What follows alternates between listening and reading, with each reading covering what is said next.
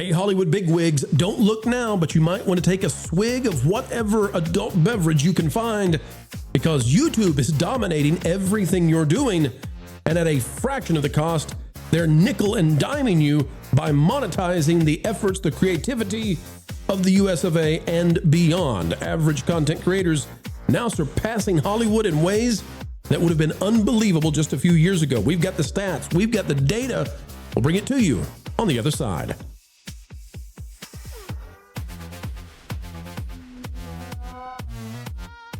What a day, what a day, what a glorious day to be alive. And folks, we consider it an honor, a pleasure every time we endeavor together to explain entertainment. Keeping you ahead of the culture curve is what we do every single day here. Consider clicking that like button. If you're not yet subscribed, we're working overtime to earn it from you. Well, let's talk about YouTube, because boy, oh boy, the latest data shows it is dominating Hollywood, and the end of the Tinseltown caretakers just might be here. There is a domination occurring right now across entertainment, and the new media is winning bigly. What do we got? Well, out of Samba TV, they have this. And by the way, Samba TV and Nielsen, they're the two that we consider to be authoritative in the space when it comes to ratings. Nielsen has pulled some tricks as of late with Disney in the way that they count their ratings, and that's fine. We understand it. We break it down. Samba measures things differently than Nielsen, and we recognize that, and we always explain, parse out how that works. But take a look at this chart. This is absolutely insane to us. It says $2 billion in content equals 1% of TV attention in terms of the market, right? The market share. Now, look at how these companies are doing. And we're going to start off with YouTube. And YouTube starts off the whole thing with an asterisk that will matter. Okay? So YouTube spends $13 billion for 13.1% of the market share of streaming. Now, first of all, just look at the percentage now. YouTube has 13.1.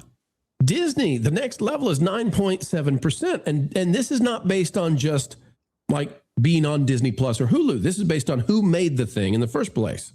Okay, so if Disney shows up on YouTube, it gets counted for Disney.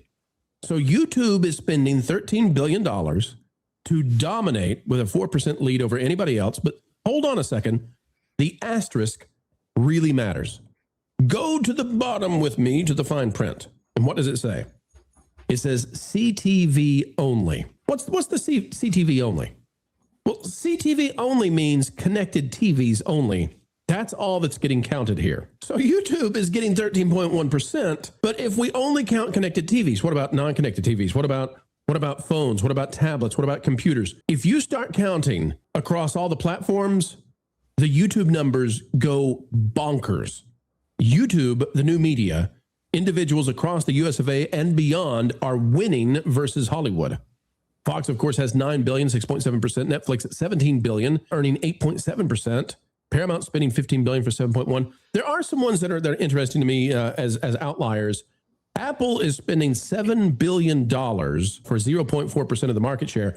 Apple is spending $20 billion per percentage of market share that they would gain. And so that right column is what we need to look at, because it's the efficiency. But remember this, okay, on the efficiency. So if Disney is spending $3 billion for every 1% of the market share they have in streaming, YouTube's at $1 billion, 1/3 of Disney. So they're 3 times more efficient. But that's only considering connected TVs. If we had everything, YouTube may be operating at like 1/10, right? 10 times the efficiency of Disney and the others, because content creators, it turns out, are often making stuff for YouTube for free. Panel, I'll hand it to you guys any way you want to slice this, but it looks to me like the system that works is democratizing entertainment and offloading the content creation to content creators all over the globe. What say you? Yeah, I mean, this should scare Hollywood silly. And, you know, wildly anecdotally speaking, that's where when I go to bed at night, I have my iPad and I watch YouTube almost always. I'm sure I'm not alone. But it's all these different, I mean, it pulls together existing content, which is obviously sort of partially reflected here. But yeah, I mean, having it disconnected from TVs is the whole ball game in a sense. I mean, it's just the way we consume content. And much of this content is being made at an incredibly small price point. That's where Hollywood is really the most vulnerable, because everything they do is extremely expensive, antiquated, filled with unions and permits and all sorts of nonsense, where content creators, if they've got wit and sophistication and something to share, they do it at a fraction of the cost. It's just everything's working for YouTube and against the studios. But okay, so those lines also seem to be creating a larger delta, Christian. So it seems like it's getting more expensive to make things in Hollywood, and it seems like it's getting less expensive to make things outside of Hollywood. So we have these diverging points that actually, I think, are going to lead to a quicker extinction when it comes to most of these studios. I can't argue with that. I mean, the one possible solution is AI and using all the things that AI can do to drastically reduce the production costs. And it's one of the reasons why I think late night is going to die really quickly, is because it's just too darn expensive. And if you could follow a comedian or three who's funny and engaging and quick-witted versus Jimmy Kimmel and his ilk at those massive bloated budgets, at some point, even ABC is going to say, I don't want to keep losing all this money. Absolutely. And I'll tell you too, guys, I'm kind of shocked that YouTube's even spending, $1 billion per percentage. I don't know what they're spending on. I don't know is YouTube subsidizing to some degree Mr. Beast? Actually, I don't know about that. Well, no, it's not Mr. They actually are announcing some content spend that they're doing, which is funny because they're talking about it as if it's the first time that they did that, which is not true because they are the originators of Cobra Kai. So what are they spending on right now, Jonas? Do you have any idea? I don't want to put you on the spot. It's somewhere in the research list for the websites. They're actually helping to pay for certain creators to put original content on the platform. It's the first time it's ever been done, except that they've done it before. Well, can we sign up for that? I'd like some free money. Bring me that free money, please. I like money, please. But what's the incentive for YouTube to do that? It feels like the existing system's working quite well for them. I would say it's probably some kind of a PR move to make creators happy on the platform. The big creators, the creators that they approve of, the creators that would play well if maybe when the next party gets into office, they can say, "Oh, we'll bring in the YouTubers. Look how important we are. Don't put regulations on us." Would this also include? I think YouTube has some deals with sports leagues. Does that include this? Maybe. Oh man. So the sports league stuff, maybe. Yeah. That would make sense. Speaking of which, Netflix is getting into sports. Is going to really pee in Disney's cornflakes there. So, see, the thing I'm thinking about is YouTube is spending on third parties. Like they're spending for sports contracts.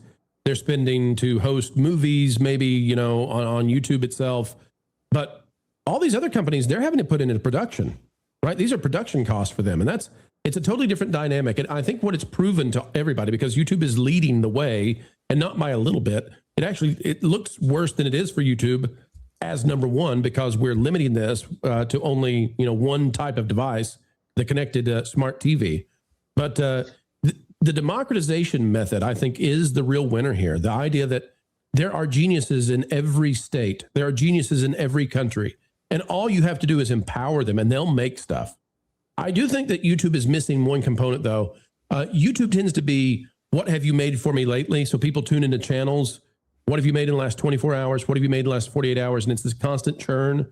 And most of the content gets forgotten.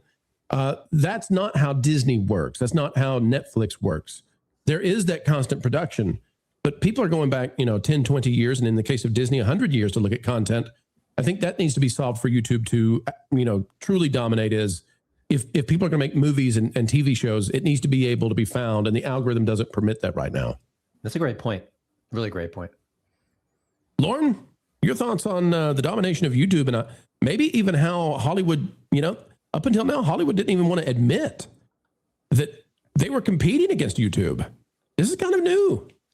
The major advantage that YouTube has in my eyes is that they're not really having to negotiate with talent. If you want to broadcast on YouTube, you come to them, and there's no agent that you're negotiating with. You're not setting the rate at which you will produce content. They're telling you what they will pay you when you hit their metrics. And that's a distinct advantage that they have. And I think it makes it really powerful for them because they can adjust that at will if they want to. One of the things I assume that they don't like about YouTube is it has that box office effect. So if I host something on Disney Plus as Disney, I don't have to disclose almost anything. And the idea that the normies are going to see the ratings, normies aren't going to Nielsen. They don't care. They're not checking Samba TV. So nobody knows what's popular, what's not popular. If I go to the box office, right, those numbers get exposed. And that percolates its way into the normies' attention span. The same thing is true of YouTube. Like YouTube publicly gives you that identifier of, oh, millions of people are watching this, or, oh, 15 people watch this. And I think that's the danger for the studios is at the same time, the visibility really, I think, drives YouTube. People appreciate that transparency, but the studios are all terrified of that because there's an instant fact check on whether or not they're popular or whether or not this is a flop. And that to them, I think, is a temperature check they don't want to go through. All right, panel, any final thoughts before we move right along? They look at the amount of money that Apple is spending on content and that $7 billion that they're spending. They're making that back in accidental subscription revenue on a huge factor. So this is a kind of a funny thing is Apple is a hobbyist in the space, and they're actually doing quite well. And the content seems to have outlived the arms race of prestige content at the other actual studios out there. Funny that Comcast is listed as Comcast and not Universal. Exactly. I know you want more. You want more of the Pro Channel, folks, but we've got to head out the door for this video. But fret not yet, for more content is yet on the way. 3 times a day, thrice as nice, right here on the Pro Channel. Oh, what's that you say? You want more than that? Fine, we'll do 4. 4 videos. Well, yeah, that's happening. Folks, as you get ready to go, consider clicking the like button for us. It is a huge help. Also, like, share, subscribe, and click it to the algorithms. It is the notification bell. We would also love it if you could drop on down and give us a comment. We love hearing from you. And although we can't respond to every single comment, we often are reading them indeed. Folks, we would encourage you to consider subscribing to our partner channels, that Park Place, that Game Place, and that Pod Place. We love them all. We think you might too. Until the next time we have the joy of joining with you, keep learning, keep growing, and keep having fun.